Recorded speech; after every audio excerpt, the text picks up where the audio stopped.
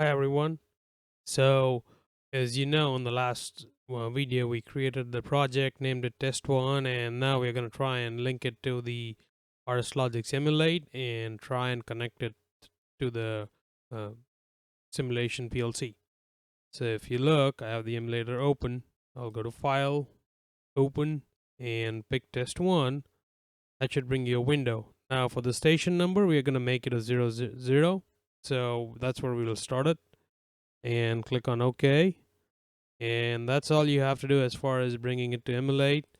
Now you can go and put the PLC in run mode from here and all that, but we'll leave it as is.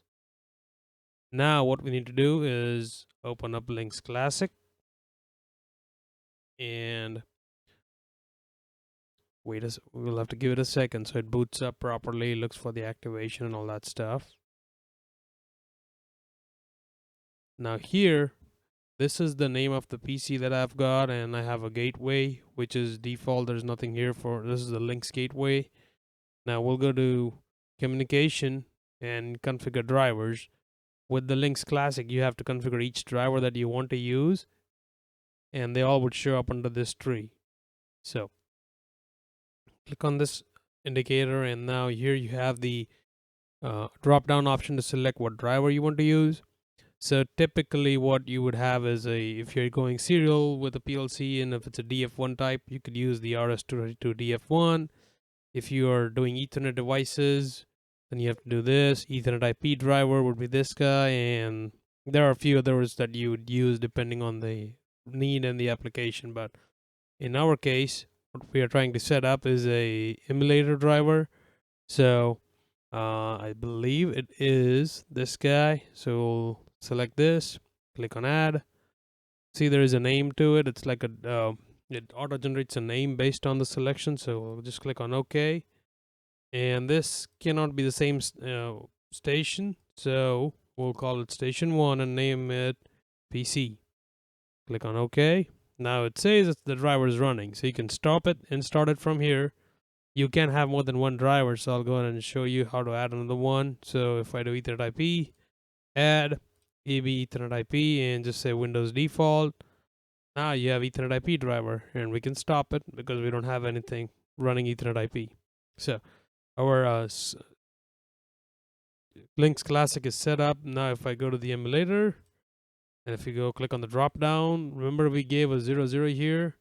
That's the PLC that we are seeing, and 01 is our workstation, which is PC. So there you go. We have our Micrologix 1400 tied to the emulator. Now we'll go and go back to our program and try and do a download from the program into this simulated PLC that we have.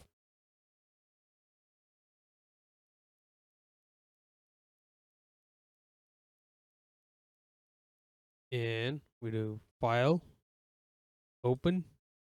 We'll open this one. The program's open now. We have to go and select the communication on it. If you had already selected something, it would show up in here.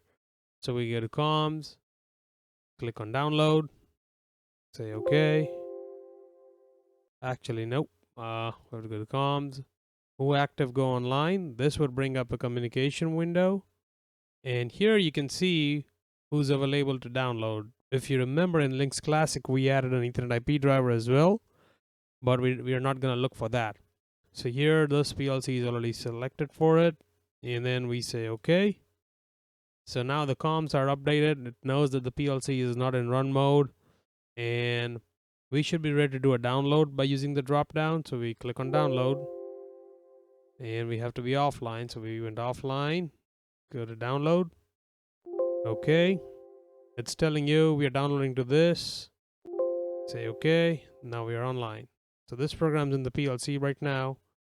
This little indicator tells you that it's in the PLC and you're connected to it. Now here, this drop down helps you go in the run mode or test or single test. So if we click on go to run, and there you go. Now we are in the run mode. So to check how that we are in run mode or not, you can right click on this, toggle the bit, and if you see our output turned on the other side. So that's how we know that we are in the run mode. So we'll toggle it back off. Now this drop down has you can upload from it. You can put it back in program mode where you can make changes, add more routines and stuff like that. So that's all we have for the connecting it to an emulator. Now we'll, in the next series, we'll go offline, go through all the other steps that we have as far as creating a IO configuration and what kind of channel do we have and how to do all of the stuff in this, add more ladder and stuff here. So okay, I'll see you in the next lecture. Thank you.